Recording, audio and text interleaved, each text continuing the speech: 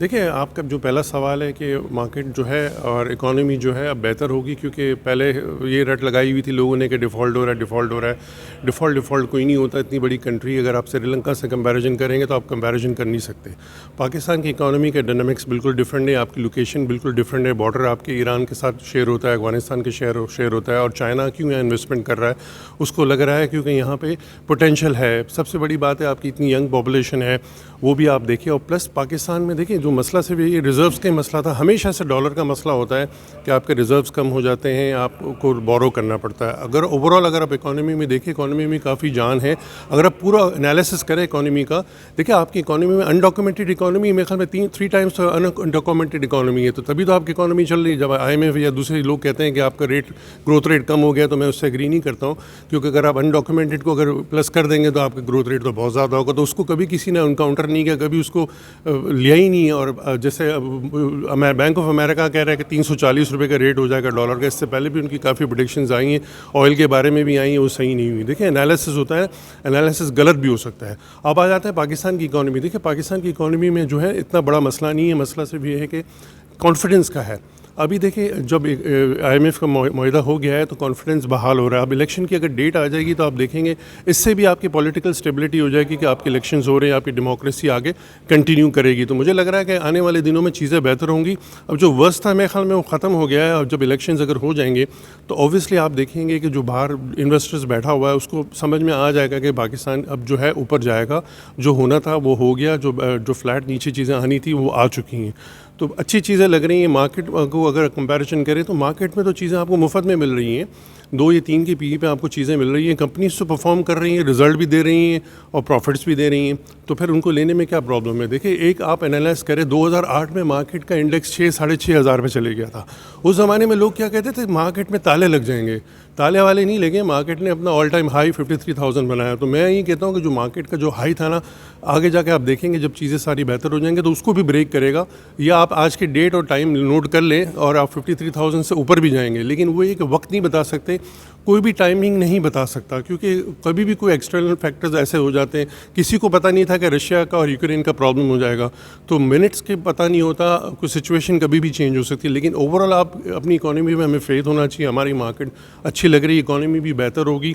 और प्लस देखिए इन्फ्लोज भी आएंगे, जैसे कि सऊदी अरेबिया में रिफाइनरी में इन्वेस्टमेंट्स कर रहा है, रिफाइनरी पॉलिसी बन गई है। तो आप ये देखिए अगर वो पैसा आएगा तो पाकिस्तान में ही आएगा ना। मसला सिर्फ एक कॉन्फिडेंस की बात है। हम हमेशा से अपनी इकोनॉमी में कॉन्फिडेंस रखते ही नहीं है। मैं तो उन लोगों को बोलूँगा जिन्होंने डॉलर रखे हैं, उनको चाहिए डॉलर शराफत से मार्केट में दे दें और अपनी इकोनॉमी के साथ मत खेलें। क्योंकि आप समझ रहे हैं कि आप डॉलर लेके पैसा बना लेंगे, लेकिन आप टेम्पररी पैसा बनाएंगे, लेकिन इकोनॉमी की तो आप मुश्किल में कर देंगे ना, इकोनॉमी को तो आप डैमेज करेंगे। तो पाकिस्तान को डैमेज करने की ज़रूरत नहीं है। मैं वो रिक्वेस्ट फिर करूँगा उन लोगों से कि वो शराफत से अपने डॉलर आके दे दें। ऐसे नहीं हो कि फिर उनको मजबूरन नीचे रेटों पे बेचना पड़े। देखिए एक पैनिक सेलिंग होती है, जब पैनिक सेलिंग होती है तो पैनिक का कोई रेट नहीं होता। तो अब ये देख लें अगर इन्फ्लोज आपके पास आ जाते हैं तो फिर क्या होगा, फिर करेंसी का कि रेट क्या होगी, आपकी करेंसी अप्रिशिएट करेगी। तो हमें अपनी इकोनॉमी में फेथ होना चाहिए।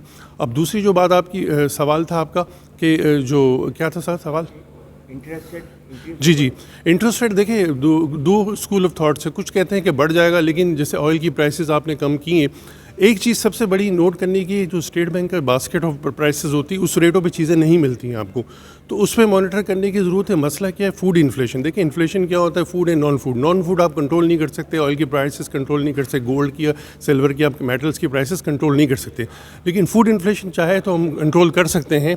जो रेट पे अगर चीज़ें हमें मिल जाए, वही वाली बात है कि अनडॉक्यूमेंटेड इतना सेक्टर है। जो आप जाएँ सब्ज़ी मंडी में चले जाएँ तो सारा अनडॉक्यूमेंटेड पैसा लगा हुआ है और वो जो टैक्स नहीं दे रहे होते हैं। तो अगर फार्मर को सही प्राइस मिले तो हमें भी सही, कंज्यूमर को भी सही चीज़ें मिलेंगी। तो इसका मतलब ये है कि हमें कॉर्पोरेट फार्मिंग की तरफ जाना चाहिए।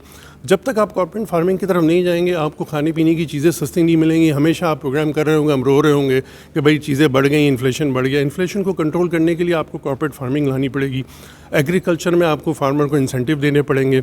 और देखिए कितनी चीज़ें ज़ाया हो जाती हैं अगर आप कॉर्पोरेट फार्मिंग हो। अगर वही कॉर्पोरेट फार्मिंग करके स्टोर्स अपने बनाएं तो कंज्यूमर को तो बहुत सस्ती चीज़ें मिलेंगी। देखिए कि फूड इन्फ्लेशन अगर आपका नीचे आ जाता है तो आपका इन्फ्लेशन का मसला हल हो जाता है काफ़ी हद तक।